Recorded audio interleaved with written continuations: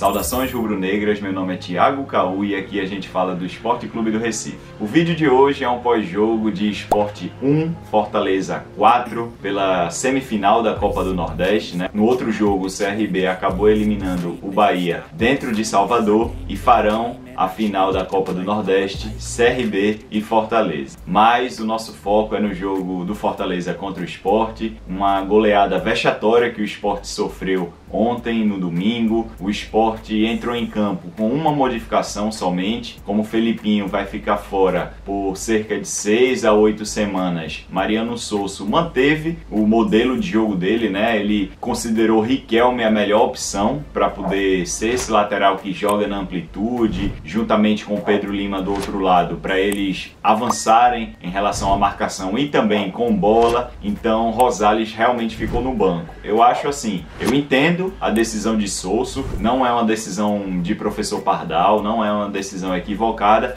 eu só tenho outra opinião em relação a ele. Eu preferia ter entrado com Rosales, que é um jogador mais testado, mais experiente, que marca melhor, e na partida de ontem a gente viu que o lado esquerdo, assim como o lado direito, foi um problema também. Então eu só tenho uma divergência em relação ao jogador. Eu teria colocado Rosales e não Riquelme. Ele preferiu colocar Riquelme, então ele tem a responsabilidade nisso, mas dá para entender também porque Riquelme é o substituto natural de Felipinho, já que Dalbert não pode jogar a Copa do Nordeste. Ele chegou depois daquela janela de inscrições da Copa do Nordeste, então Dalbert basicamente só poderia ter jogado a Copa do Brasil, que a gente foi eliminado para o Atlético Mineiro, e também na sequência da Série B. Então ele preferiu colocar Riquelme, que de fato era o lateral esquerdo substituto do titular. Mas eu acho que Rosales ali daria um pouco mais de equilíbrio pelo lado esquerdo. Então são duas opiniões diferentes, mas eu entendo e respeito totalmente a escalação que ele utilizou. No mais, ele manteve aquele quarteto, né, que eu falei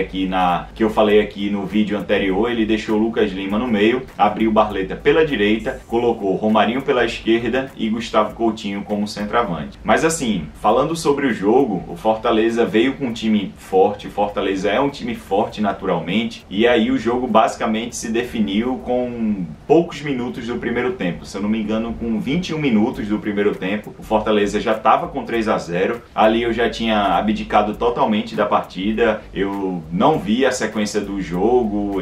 Quando retornei para casa, eu só vi um pedaço do segundo tempo, porque eu sabia que o Sport não teria poder de reação. O Fortaleza basicamente marcou o Sport com pressão, fez um bloco alto muito bem feito, né? Os próprios jogadores do Fortaleza na entrevista falaram que o Sport é um time que deixa espaços, então eles estudaram o Sport e marcaram, foram agressivos na marcação, e aí o Sport teve muitas dificuldades na saída de bola, principalmente com os laterais, né? Pedro Lima, Riquelme também pelo lado esquerdo. O meio-campo estava errando domínio, e aí o Fortaleza conseguia marcar o Sport, e tem um aspecto tático que fez uma diferença muito grande. Quando o Fortaleza tentava se defender, quando perdia a bola, Moisés não voltava tanto. Ele botava Moisés espetado pelo lado esquerdo em cima de Pedro Lima. E Moisés foi o grande craque do jogo, né? Fez 3 gols, foi responsável por fazer os 2 primeiros gols para o Fortaleza em jogadas de confrontos individuais com o Pedro Lima. Pedro Lima não conseguiu marcar ele muito bem, e Moisés é um cara muito acima da média para os padrões da Série A do futebol brasileiro. É um cara que tem um ótimo domínio, ele confirmou isso ontem também. Ele recebe uma bola de Pochettino, né, invertida assim, e aí ele domina e já finaliza tirando de Kaique França. É um cara que é muito rápido, que tem um contra um muito forte. Voltou agora do México para o Fortaleza, não estava indo bem nos jogos anteriores, mas Moisés aí vem se comprovando um carrasco do Sport, né? Já havia feito um gol naquele empate do 1 a 1 contra o Sport meses atrás, e agora faz mais gols contra o Sport. E aí o Sport ele não conseguiu ajustar essa marcação pelo lado direito. O Pedro Lima falhou demais, o próprio Kaique França também, na minha opinião, falhou no primeiro gol. A batida de Moisés foi de fora da área, tudo bem ali que ele não foi diminuído, né? Pedro Lima, que estava na frente dele, não diminuiu o espaço, mas ele finalizou de longe. Kaique França, se eu não me engano, resvala na bola, não pega a bola e a bola acaba entrando pro gol. E aí, conforme Fortaleza foi fazendo o primeiro, o segundo, o terceiro, o ânimo, o mental dos jogadores do Sport foi pro ralo. Eu até me senti como aquele jogo na Copa de 2014, Alemanha 7, Brasil 1, que o jogo que no primeiro tempo acaba 5-0 para a Alemanha, os gols foram acontecendo muito rapidamente, os jogadores do Brasil ali atônitos, sem saber o que estava acontecendo. Basicamente a relação foi a mesma, tanto no lado sentimental, né, de quem estava assistindo com a gente, como também no lado tático, porque eu não acredito só que isso foi um apagão. O Sport foi engolido taticamente, muita gente gosta de falar aí sobre nó tático, eu acho que aconteceu esse nó tático. Fortaleza estudou muito o Sport, soube explorar essas deficiências que o Sport tem, sobretudo nas laterais, com jogadores que são intensos para poder fazer esse tipo de marcação. E aí, com um jogador muito inspirado, né, Moisés, um jogador muito acima tecnicamente de qualquer outro ontem que estava em campo. Eu só acho que Lucero, Lucas Lima são jogadores ali que se equivalem em fundamento no futebol. Mas se a gente for pegar a parte de fase, momento da carreira e confrontos que esses jogadores vêm enfrentando, Moisés aí disparado o melhor jogador do Fortaleza. Então o Fortaleza soube explorar as deficiências do Sport, como eu falei, soube utilizar sua maior força, que são esses jogadores, né, de meio campo e de ataque, como o próprio Moisés, Pochettino, Lucero, sabendo trabalhar muito sem bola, não é um atacante como Gustavo Coutinho, por exemplo. A gente viu ontem o que é um time de Série A e o que é um bom time de Série B. A gente está na Série B hoje, podemos aí tentar o acesso para o ano que vem, mas eu não quero ser tão futurista assim, mas que fique bem claro a diferença entre um time de Série A e um time de Série B. Temos Moisés, temos o meio-campo do Fortaleza com Hércules, o próprio Pedro Augusto também, Pochettino, zagueiros extremamente técnicos, né? Brites, Cardona. Então, assim, o Fortaleza tem esses jogadores, tem ótimas opções no banco de reservas, entrou Zé Wellison no segundo tempo, enquanto o Sport tem um centroavante como Coutinho, que eu acho que é jogador de Série B. Eu acho que Coutinho não é um jogador de Série A, por exemplo, acabou fazendo o gol de honra dele e do time ontem, mas Coutinho, os próprios argentinos também, né, Titi Ortiz e Alan Ruiz, eu tenho muitas dúvidas se eles são jogadores de Série A. E aí, um time de Série A, quando estuda bem o adversário, sabe e está num momento muito bom naquele dia, naquele jogo, contra um adversário que é mais fraco tecnicamente e que está errando tanto na partida, o atropelo vem. E o atropelo veio, basicamente o Sport não teve chance alguma contra o Fortaleza, teve essa chance de Coutinho, teve uma chance com o Barleta no primeiro tempo que João Ricardo consegue defender, e num dia onde vários jogadores falham tecnicamente, não tem como a gente esperar uma vitória minimamente satisfatória que seja. O Sport basicamente ontem não foi competitivo, não competiu. O Fortaleza entrou explorando essas deficiências do Sport, foi um time bastante eficiente, tudo que chutava entrava, e aí o Sport acabou sendo eliminado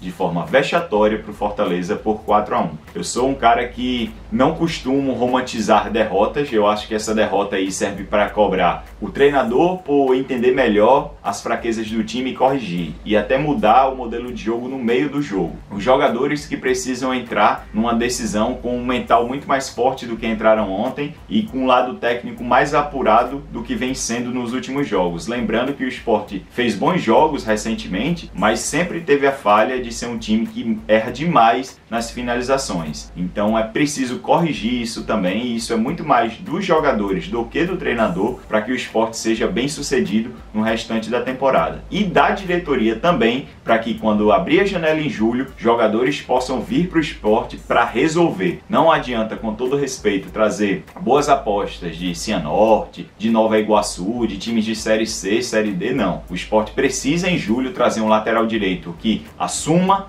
ou concorra pau a pau ali com Pedro Lima pela posição de titular. O Sport precisa de um volante que deixe Felipe no banco de reservas em alguns jogos. O Sport precisa de mais 2 pontas para quando sair Romarinho e Barleta, esses 2 pontas que possivelmente podem entrar, eles mantenham o mesmo nível, né? Porque a gente sabe que no futebol moderno os pontas são os principais jogadores a sentirem cansaço no meio da partida. Eles geralmente aguentam ali o alto nível de 70 minutos ou até 65 minutos, depois tem que mudar para colocar pontas mais agressivos, mais descansados, e o Sport precisa disso também, e também o centroavante, porque Gustavo Coutinho é um jogador com limitações, Zé Roberto é um cara inteligente, bom jogador, mas ainda está voltando de lesão, então a gente precisa de um terceiro centroavante que consiga dar conta do recado, porque o Sport nos 2 últimos anos sofreu muito, da metade para o final da Série B, com peças de reposição, e esse ano tem que ser diferente. Esse ano o departamento de mercado, juntamente com a diretoria, tem que estar atacando os problemas e as vulnerabilidades do Sport em relação ao elenco, para poder corrigir isso quando abrir a janela em julho. 2 pontos aqui que eu queria falar com vocês, porque eu vi muito nas redes sociais muitas críticas a Mariano Sosso e a Pedro Lima. A gente pode criticar? Podemos criticar, mas eu vou dar a minha opinião, tá? Fiquem à vontade para discordar, para comentar aqui embaixo o que vocês discordam em relação a mim, se vocês concordam, beleza? Então assim, Pedro Lima, vamos lá. Pedro Lima é um lateral direito com muito potencial, que ainda na base jogava numa categoria acima. Ele tem 17 anos e jogava pelo Sub-20. É um lateral que veio do futsal, então ele tem raciocínio rápido, um raciocínio de tomada de decisão muito acima da média, joga numa posição que é carente a nível de futebol mundial, sobretudo no Brasil, está sendo monitorado por grandes scouts de vários gigantes da Europa, como Chelsea, Real Madrid, PSG, Manchester City. Então assim, se essa galera tá observando que esse jogador pode ter um grande potencial, é porque Pedro Lima é um bom jogador. Mas aí é que tá. Tem vulnerabilidades? Tem pontos fracos? Claro, todos os jogadores têm pontos fracos, sobretudo um garoto de 17 anos. Ele não corresponde muito bem em certos jogos na marcação. Ele é um cara que na frente precisa melhorar a tomada de decisão dele. Quando é para cruzar, ele geralmente chuta. Quando é para chutar, ele cruza. Então você vê ali uma ansiedade e uma instabilidade para tentar fazer com que aquela jogada específica dê certo. Isso a gente viu muito no jogo contra o Atlético Mineiro, em que ele teve 2 a 3 oportunidades de fazer os gols e não fez. E aí, quando ele pega um jogador ontem, por exemplo, com o Moisés num contra um, ele vai falhar, porque ele é um jogador ainda em preparação. Eu acho que